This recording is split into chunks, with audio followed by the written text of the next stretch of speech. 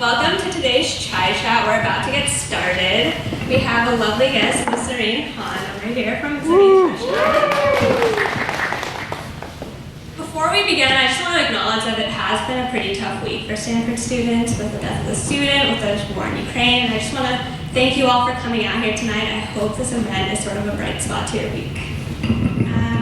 But yeah, without further ado, to begin with, the Chai Chat is going to be split up into two parts. From 6 to 7, we're going to have a discussion with Zareen, and then from 7 to 8, we'll have dinner from Zareens.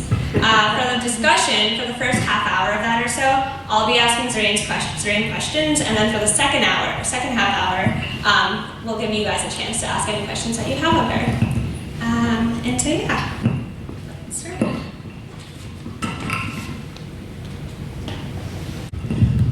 I had no plans of having a restaurant when I was in college. So I don't know how many people are from Pakistan, but I did my O-levels and A-levels there. And right after that, I wanted to, come to the US and apply and all such plans were cancelled. My dad said, there's no way you'll be in Pakistan, so here's you can study.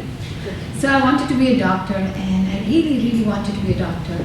But the way things were there in Pakistan at that time, the government decided that anybody from A-levels will have the maximum of 62% or 70%. And the cutoff for girls there was 90%. So even with all A's in A-levels, I was not able to make it to the medical school. I didn't have all A's. I mean, I had all half B's and half A's. But still, right? So I never got into my dream school, and after that the second choice was either you do a business degree or you do computer science. Not too many options. So I'm like, screw it, I'll just do business. So I went into IBA, very well-known school, 1% acceptance rate. I did quite well there. I had never studied there, but I was very active in the political scene. So I was the first woman ever to be nominated as student union leader. Things like that. Then I graduated from there with nothing great, like a 3.2 GPA. All right, nothing spectacular. And came to America because I met my husband in school there. We went to grammar school together. So he went to MIT, graduated. So I joined him there. I went to Northeastern. Decided to do economics because I liked economics when I was doing business.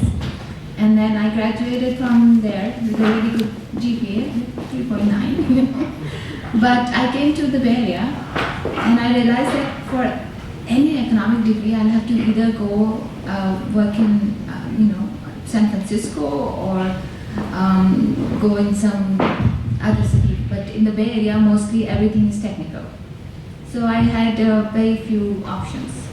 So I decided, okay, let's just get a job, and I got a job in accounting as a financial analyst, which is great. I did really well. But 1 year into it, I felt like corporate America is not my cup of tea at all. So I said, maybe it's just this job. I'm going to change it. So I changed to another job, another company, and another company. Every 2 years, I was changing jobs. And every 2 years, after 1.5 years, I would be like, hey, this is not my job. So just like that, I left my last job and decided that I want to do something that I think I'll enjoy, and I want to be my own boss. And that's when the food journey started. So I heard that you started out your food journey with just cooking classes in your house, and from there you moved to the restaurant. Why did you decide to do those classes, and what were those like? The way things had it for me, there was not much thought process involved. So I quit my job because I did not do that great in corporate America. I think it didn't excite me, I didn't feel like I really was a good fit in there as well. And I wanted to do something of my own. I really wanted to do. And at that time I had a lot of constraints. I had a very unremarkable kind of life, You can say, oh, I was a part housewife, part working in corporate America because I could not sit at home, that's why, And then I went part-time in corporate, and I realized that I was doing about the same amount of work that I was doing full time, except getting half the pay and no juicy jobs, no juicy projects. So I quit. And then I had a few options because by that time I had 3 kids and my husband traveled a lot. So that was two constraints again. And at that time I had the option of either teaching, which I enjoyed, or doing something with food, which I was not that crazy about food, but I didn't mind cooking. It was like very creative for me. So I decided, okay, the kids are small. I cannot imagine having a restaurant. And I will start teaching people how to cook Pakistani food. Because I cooked out of memory. A lot of my cooking is out of memory of growing up in Pakistan on the food street in Karachi. So when I was here, I craved those foods so much that I would try to replicate all those dhaga kebab in Buns Road or that halwa puri from Buns Road that I used to have with my family. And at that time, Facebook was like the thing. Alright, so I created an event in Facebook and I said, okay, I will teach people how to cook. And I could also involve my kids with it because it was a very creative kind of thing. So they would help me pack some garam masala and stuff like that, And we started doing cooking classes from home. And those really took up. We had every event on Facebook was full. I only made $25 per person. In the end, I think I was losing money, seriously. But I was enjoying it so much that I decided to continue this. So we did a lot of cooking classes. Every month I would have one cooking class.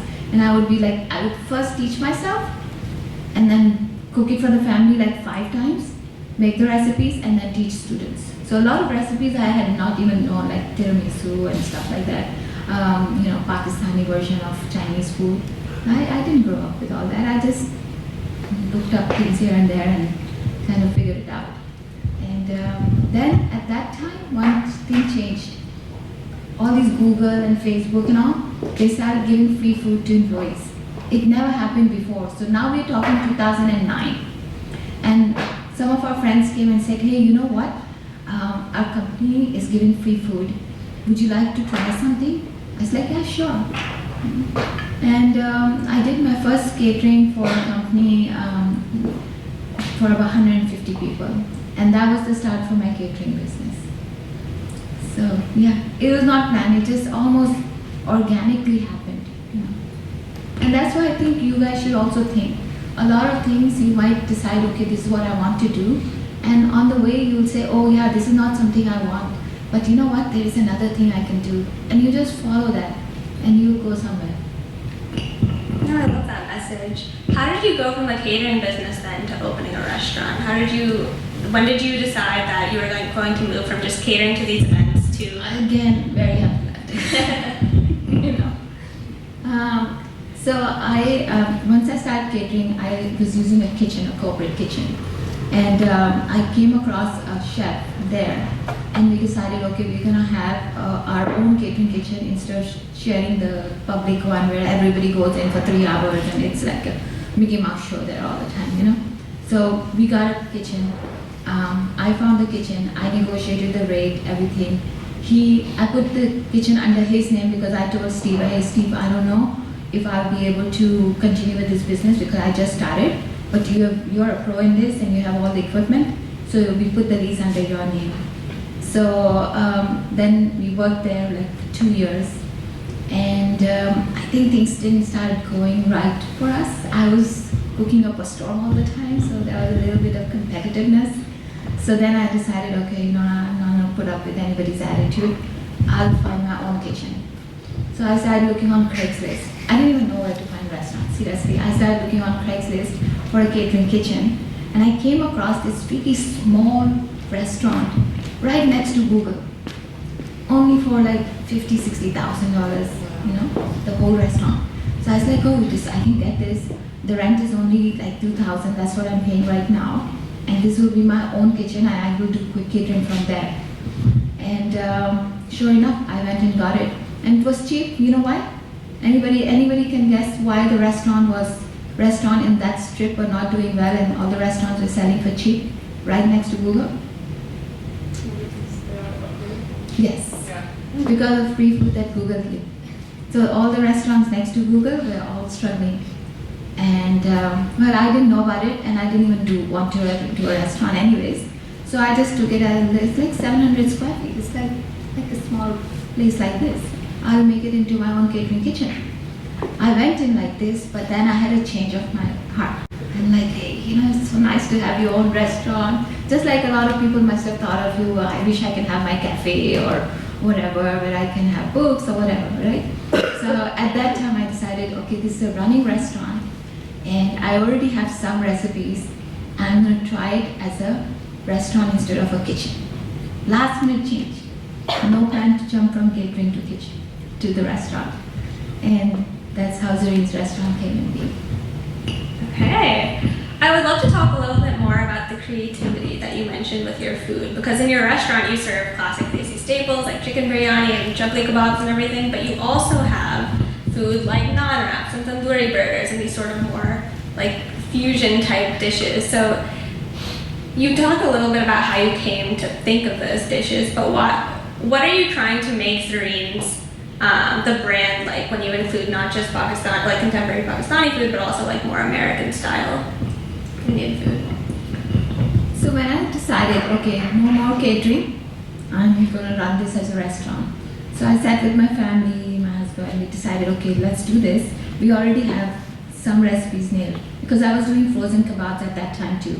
Catering business is very like up and down, like a sine curve. Sometimes you're so busy and sometimes you're not. So when it's slow, what do you do with the staff? Nobody will come if I call them every 2 days. So during the slow time, we would do frozen kebabs. We would make like frozen shami kebab, frozen burgers, frozen koftas. So the recipes were already there. So I said, okay, I'm going to start with these kebabs first because I had the recipes and people loved them so much. We used to do deliveries all the way to, UC Berkeley. Everybody there would love it. So we started with what we already had. And then since around Google, it was all lunch crowd. So I'm like, okay, we have to give a lunch platter, right? So here comes a thali in picture. And then I didn't want to just cater to just the Pakistanis and the Indian, clientele. I'm like, I want to expose our culture, our food, to a wide variety of audience. So it should be something where, people can experiment a little bit and then go deep into it. So that's why, the term came from my husband. It's like, okay, these will be the gateway food, So this will be for people who are not used to Pakistani food or Indian food, and they can start with it. So that's why we started with the burritos and the, wraps, chicken tikka masala. Those are good starting things for people who are not used to our food. But then if you get really go into the complexity of our food, you can try the shami kebabs or the bun kebab or nihari or biryani, So that's how we have a gradation then.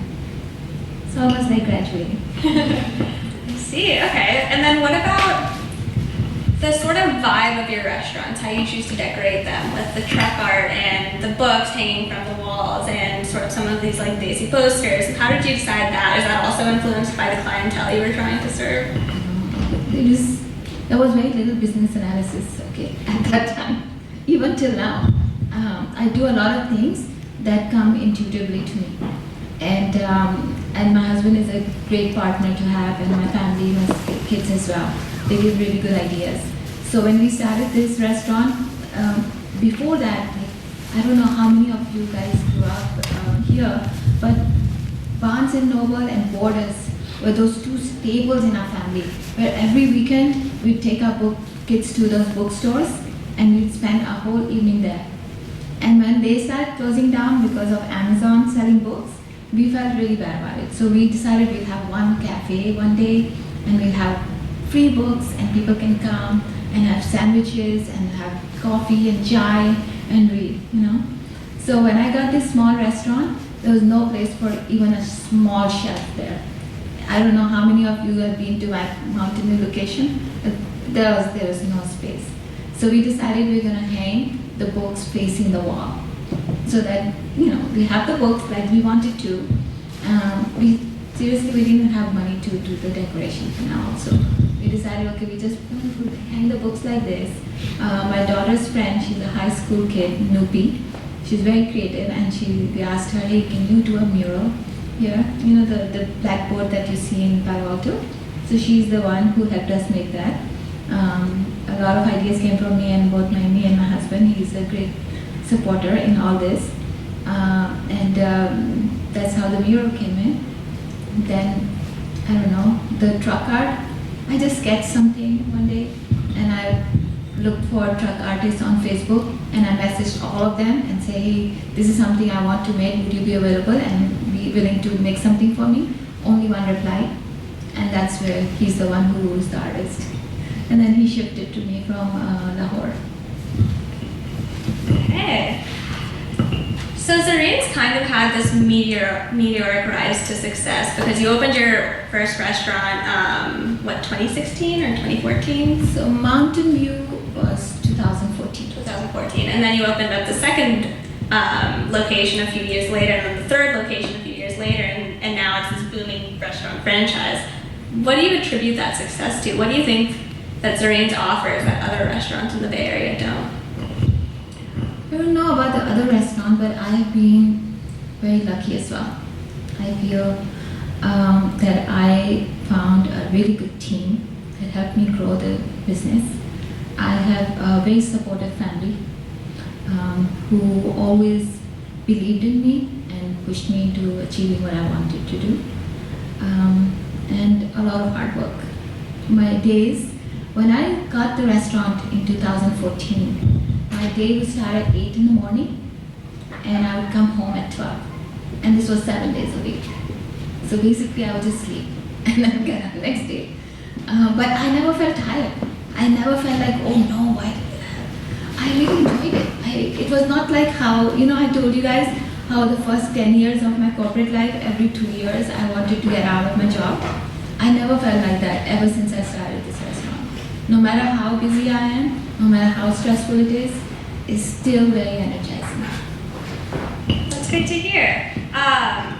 And we talked a little bit about this before the event, but sort of how your responsibilities have shifted from cooking more to like now you're doing paperwork and handling the business side more because your restaurant franchise has grown so much.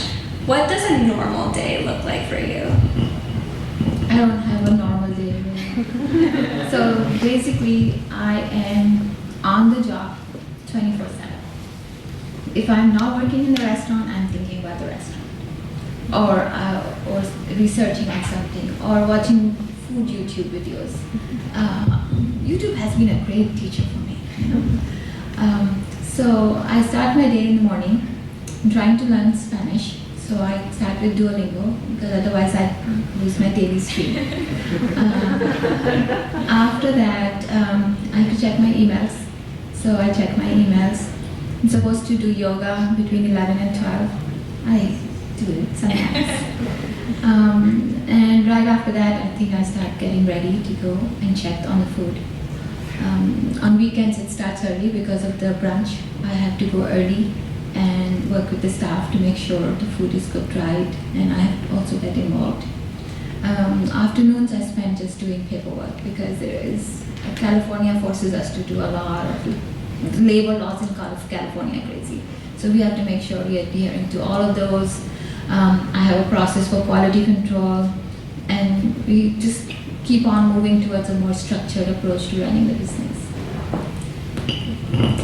I want to shift gears a bit to this idea of sort of the social responsibility of businesses, because you mentioned earlier that when you were in school you were very interested in politics, and that's something that it seems that it's sort of translated to your business in Zareens, because like you said yesterday you had a fundraiser with a documentary screening of a documentary about the Uyghur Muslims, and then in 2019 you posted on Instagram about an Islamophobic incident that you experienced and how that motivated you to start donating a portion of Zareens' earnings to the ACLU. So I would love to hear more about that, what you see as your sort of responsibility as a business owner, as someone who has all this influence in sort of promoting the causes you care about and making change. So yeah, I mean, even before the restaurant, it's true, I was always involved in social activities. Like I would have Eid night at my house and donate, charge for mehndi and donate everything to some area with the crisis. So even after the restaurant, we would do that. So every Eid we have a fundraiser where all the proceeds after 9 o'clock, between 9 and 12, would be donated to any place in this world where there is a crisis. So we donate to Doctors Without Borders, the White Helmet, wherever there is something burning.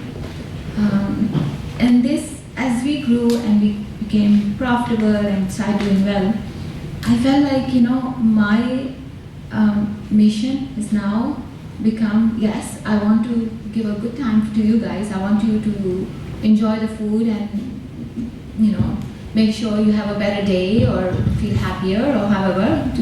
I tell my staff that we are in the business to make somebody's day better, happier, So that motivates me a lot. But one thing that this restaurant has given us is a platform where we can make small changes. Not just as a woman, I feel like, a lot of people can connect with where I was, didn't know what I was doing, just did whatever came across to me. I had very little guidance. Things rolled out, some in my favor, some not.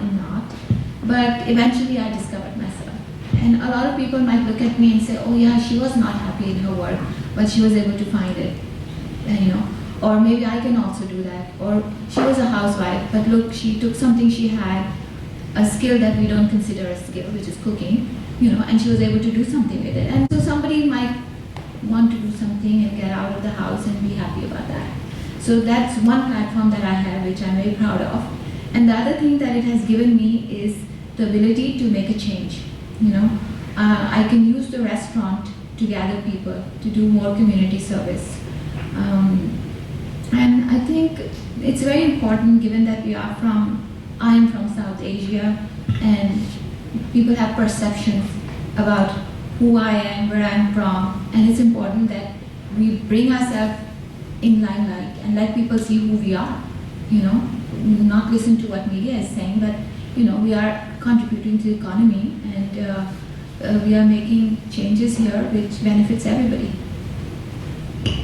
Since you are the public face of Zareens, is that something you experience often, sort of things like Islamophobia or critics or people saying, oh, she can't do this or she can't do that, or why is she in these spaces? Is that something that you hear a lot? Or? There were once or twice, not that often. Mostly people are really positive and they like to see a business owned by a woman, run by a woman. I seriously usually don't listen to what other people say. So I just do what I think is right and what I feel is right, and I just do it. I'm glad, as you should. Yeah, I guess we're going to start wrapping up the part of the discussion where I moderate, but before we do that, I would like to ask you one last question. What advice would you give to students who are interested in either starting a business in the Bay Area or doing something completely different from what they thought they were going to do, or going off in the future? Is there anything you would say is sort of the recipe for success? Or yeah. See, the first thing that you have to do is think about, okay, you're going to graduate, you're going to hit the real world. So you need basic sustenance. Your degree should be able to give you that. Beyond that, on the side or just by itself, you should start doing and thinking about things that make you happy, that you see yourself doing for the next 10 years. You might have to compromise initially. You might have to say, oh, you know what, I have these loans to pay. I can't just keep on following my passion and, whatever, there's no job in this, whatever. So do what's necessary to do for you to, establish yourself. But don't give up on your dreams, or don't give up on things that make you happy and you want to do. Don't accept and say, oh yeah, I need to make money, so I don't care how sucky my job is, I'm going to put up with it. Don't think like that. Because when I started this business, I really did not think how much money I'll make or how successful I'll be. I wanted to do two things. First, I wanted to be financially independent. That was my goal. And secondly, I wanted to do something that would make me happy. And the job was not making me happy. I did it, but I didn't do it for too long. As soon as I got a chance, I started doing other things. Thank you. Yeah, so now we're going to move into the portion of the audience Q&A. If you have a question, you can raise your hand, and then we'll give you a chance to ask Zareen something. Yeah. How long after opening did you start turning a profit, or were you able to maintain a profit because you already had like, the catering business going? So Zareens, the way you see it, has been in the works for a good 10 years.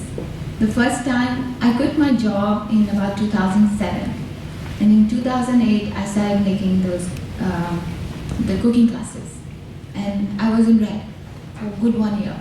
After that I started doing frozen kebabs, again in red for 1 year. Then the catering business, we started breaking even. I used to do like long hours. I think maybe I got paid $15 an hour or something like that, right? 2014 was the first year we started Mountain View. At that time, people knew me from the kebabs and from the cooking classes, and that's why I decided to call it Zareens, because people knew me as the Kebab Lady, as some of them called me, you know. But as soon as I opened the restaurant in Mountain View, right next to Google, within 3 months we were profitable. We had lines out of the door. Google employees did not care, free food or not. They started lining up for the shami kebabs and the gola kebabs that we had.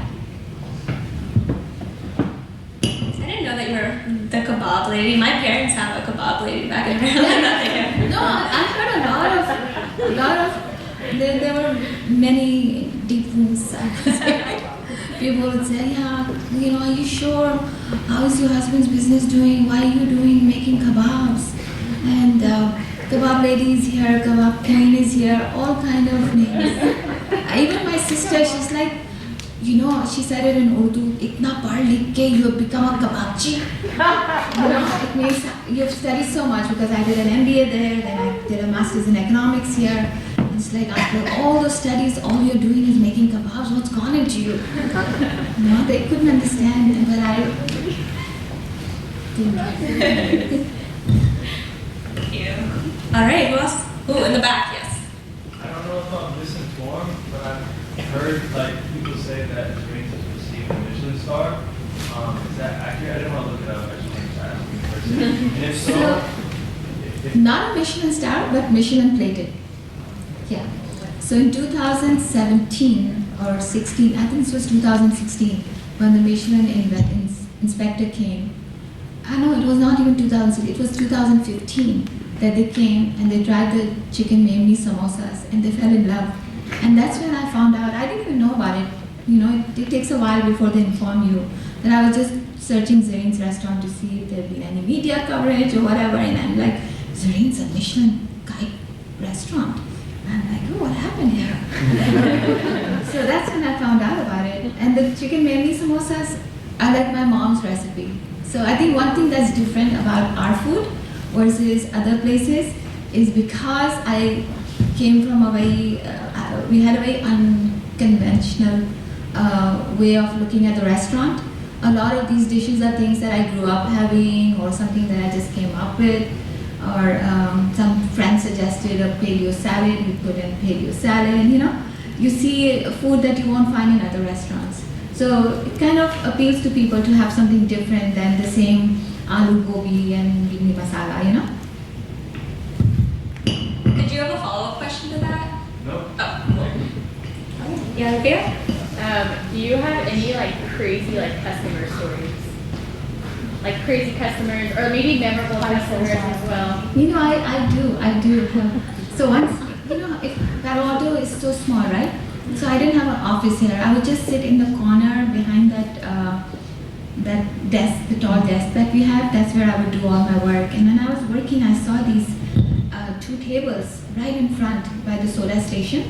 And on one table, we had a white lady sitting there eating her food.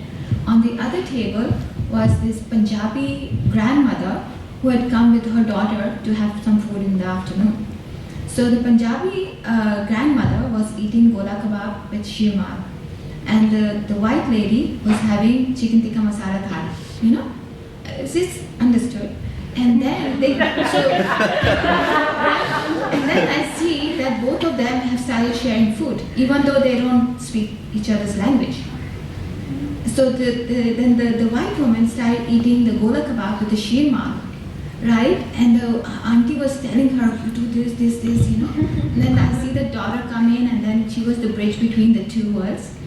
And it was so nice. I couldn't, I became so emotional, you know, to see that happening right in front of me. And that's so fulfilling. So I went to them and I talked to them. And I talked to the lady there. She's a professor, I don't know where, here or wherever. And she's like, yeah, she was eating this and it smells so good. So I asked her what it is and she offered to share it with me. And that's how she started, you know, I saw that a lot, you know, people sharing fries over the tables, just complete strangers. So that was one incident that left its mark. And then there have been some crazy ones who'd fight over the table and then call 911 because the other person brought the table. And seriously, 911. Because the two started talking that, oh, I came here first, and no, I came here first, I'm going to call 911 if you don't give me this table. So those stories have also happened. Seems a little dramatic. What's your favorite food at Zareens? I'm trying to be more vegetarian, okay? But I do like the beef nihari a lot. The opposite of vegetarian. So yeah, no, I try not to have too much of it, but I do like it a lot. My second one would be the chicken biryani. That's my favorite. Biryani. All right, who else has questions? Yeah, all the way in the back. Are you considering opening up any more locations? Not at this point, no. It's too much work and I am enjoying things too much. And the more I grow, the more paperwork I'll get myself into, and I'll be less and less in the kitchen. And I like being in the kitchen. I like showing up here to kind of talk to you guys, or you know, see my guests eating and sharing food over the table. I want to be present. So far, no. Maybe some other model where, you know, all these ghost kitchens are coming and all, maybe some express model, which wouldn't have, I don't have to be that involved. So food industry is changing a lot. When I started it in 2008, it was a really backward kind of industry. But now I see a lot of high-tech stuff happening in the food industry. So that's very exciting, like the ghost kitchen where, you know, virtual restaurants are existing. A lot of high-tech people just coming and making softwares for us to do our inventory, or make processes for our employees, or our employees to communicate with us over their apps. So it's very exciting. Speaking of new sort of innovations in the food industry, how have apps like DoorDash and Uber Eats and things like that, how has that impacted your business? Does that help? I know that DoorDash takes a cut of the delivery services, so does it also hurt the business? Well, you know, you have to change, right? I mean, we can't just say, oh no, I don't like DoorDash. No, people like it, so we have to adapt to it. So yes, they take 20%, sometimes even 25% from us, and our margin keeps getting, but we do get exposure to a bigger market as well. If it wasn't for the delivery services, I don't think we would have even survived, right? I don't know, I don't think I would have done my own delivery. So it has its own pros and cons. I prefer more dining customer because it's kind of nice, right, to come to a restaurant and eat and celebrate and all. But things are changing. I think a lot of people don't want to cook. They don't have time to cook, and it's easy for them to get food delivered. You know, I do that sometimes. All right, who else has questions? Yeah. Yeah, in the back. Oh, do you, when you try out new recipes, you try them out with your family first and see their reaction, or you present it at a restaurant? What do you? So what I do is I do two things. One is I would just do like a pop-up menu. You know, like people like khao suey a lot. I don't know how many of you have had khao suey. It's a Burmese dish which has a very Pakistani or Myanmar twist to it. And I really liked it. Growing up, I had it. And I didn't know we had such a huge following because every time I make khao suey, it's just sold out by 6 o'clock. So we have stuff like that special to kind of just have fun with you know, dishes. If I want to introduce a new dish, what I do is I introduce it as a special. So we, you know, say, okay, this is a limited time, and we do it. And if there is enough interest, Then slowly we'll do it more often. Like with biryani, that's what I did. We started doing it more often, and then the recipe also becomes stable over time. So then it becomes a permanent feature like biryani or nihari. So what is your second favorite restaurant? I know the first one's obviously Zareens. So I'm curious, what is the thing you do when you're cheating? What is your cheat day? Okay, so there are two things that I really like. I need to have my in and out fix once a month. And the other restaurant that I like, there is one called the Falafel Stop in Sunnyvale. I really like their falafel and their wraps.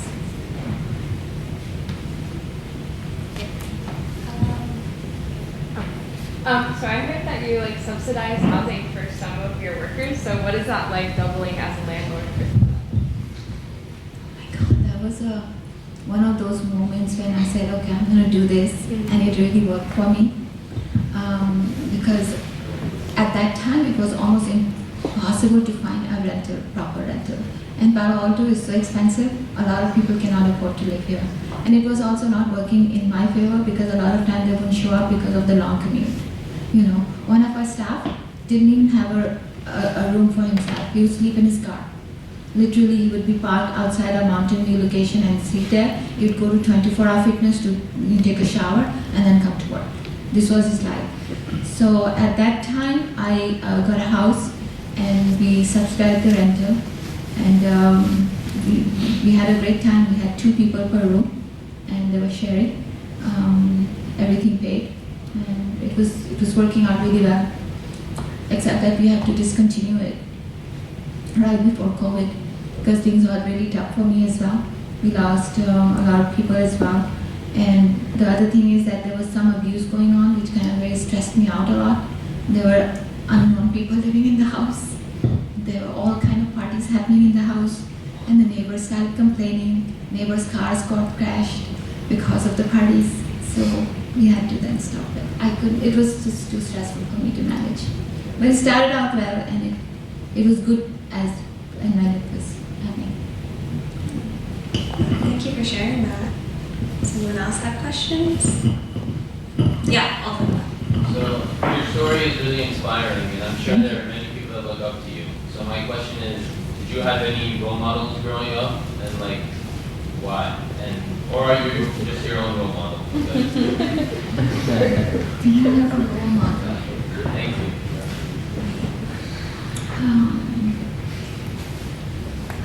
Not really a role model, but the 2 people that I really kind of looked up to. One is Gandhi, the way he thought and the way he was forward thinking, and the other one was Sattar Edi. He's from Pakistan. He did so much for the community there, and he always inspired me with his simplicity. He's so down to earth. He's such a great guy. But in terms of getting inspiration for a role model, like from business point of view, no, I didn't. I was pretty lost. You did okay though. I think if you keep persisting and you continue to work hard and want to make a change, it happens and you find yourself somewhere. Yeah. And how do you tackle the problem of food waste? the way I've designed this restaurant, we have very little food waste. I mean, a lot of companies have approached us to see if we can give them the food, but we don't have food waste because a lot of food is cooked when you order. So we have a couple of stations where we always have somebody grilling the chicken. So the chicken is always marinated, so it can never get wasted. And we make sauces and all in small quantities. So they don't last that much that we have to throw them. Our menu is always fixed, so we don't have fancy items that we get, oh, we're going to have salmon this today, so we have leftover salmon. There is no such thing. Specials are generally sold out almost the same day, and if something is left, by next lunch, it's all gone. Biryani was finished. So yeah, we're very lucky that way.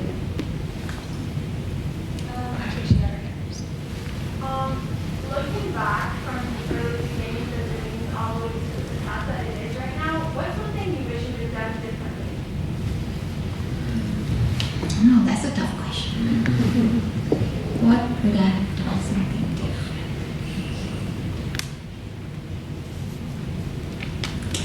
I wish I had taken a better care of my health. I really kind of abused myself. I would be standing for 14, 15 hours, not work out. Yeah, I gave up. I really used myself like I was, it didn't matter at that time.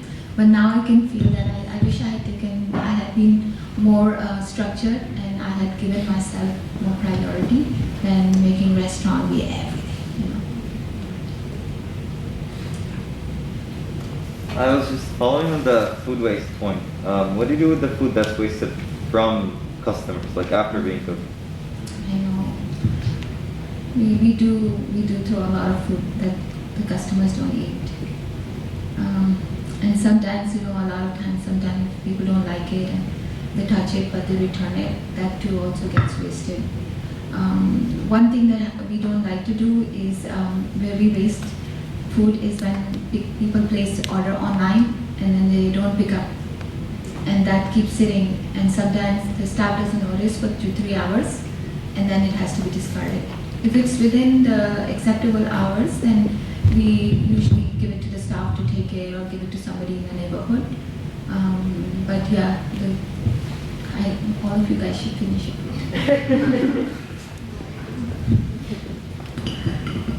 Any other questions?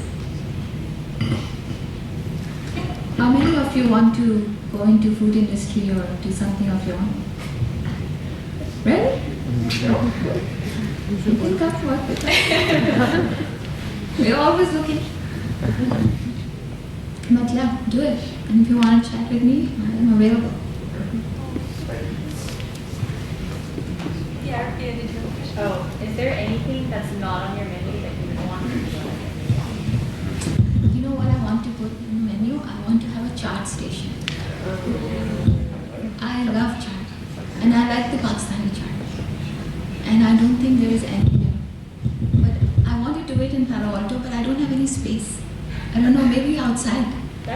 Would you guys be interested? Yeah. What? Are you talking like samosa chat or like regular chat? Yeah, samosa chaat, pani puri, dahi puri, things like that. Mixed chaat, dahi bala. I love all that. Yeah, I love chaat. So that's one thing I would like to have. So one thing I noticed is that you guys, Stanford students, has been exceptionally kind to us. And we missed you during COVID. And we love seeing your happy faces. And I want to do something special for Stanford students. So I want to hear from you guys. You can tag me on your social media and let me know what is that one thing that will make you feel special that Zareens can do for Stanford.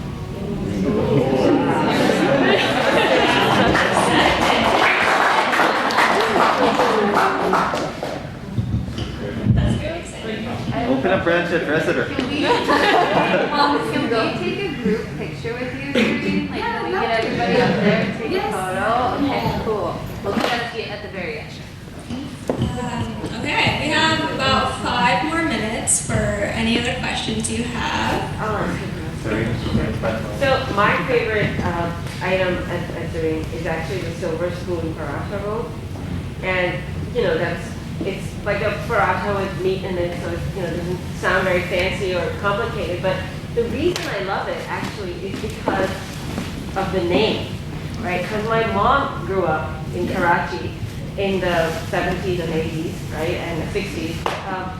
And she would tell me stories about going to Silver Spoon in Karachi and having that paratha roll, right? And so every time we would visit Karachi in the summer, she would take us there and we would eat it in Karachi, right? So when you have it on your menu, it evokes this kind of like generational nostalgia for me and like visiting the summer. And so all this practice is to ask you, how do you see yourself like sort of transferring that like transnational culture, nostalgia for like in the diaspora over here for people living over here? Because it's just a very simple item, but it brings all kinds of things back for me, and I always get it, no matter what else I eat. That's because I felt like that. That's how when I would have parties over or whatever, when I would cook because I miss that thing. I miss the silver spoon. You know, going with my mom to Tariq Road, standing by the grill, getting those rolls. You know, I was not much of a foodie before. So those small things I really enjoyed. And my mom, since I was I would be such a picky eater and still am for a chef, you know, that those few things that I really like, we would have it very often. Like the, you know, bansur kebabs or the halwa puris and all. So all those recipes I cook from memory, and the silver spoon as well. So, and it's kind of nice because now we wrap it in foil, so it is silver. You know, it's more silver than it was then. So yeah, and I want to expose our culture to a wider audience. I want to break the stereotype, and I want to see women from our generation, from our background, get inspired and move forward and do stuff, because we have a lot of work to do. We do. And we need support from all the feminist women and all the feminist men here to support women in achieving that goal. Because it's still hard. Being a woman in this industry, for me, it's hard. It's hard to be listened. Because I'm such a soft-spoken person that a lot of people don't take me seriously. And I don't like to brag, and I don't like to, you know, be mean and all. So it's very hard to kind of get my voice through, you know, to be acknowledged as a boss. So we need to support each other, all of us. Absolutely. We have time for. Oh, do you want the last question? Yeah. Okay. Take it. Really suits your conclusion. So, as the child of one Pakistani mother, I think I can speak on behalf of all Pakistani mothers when I say that she would be very, very proud of you. So. Oh my God! Thank you. Round of applause for. Thank you.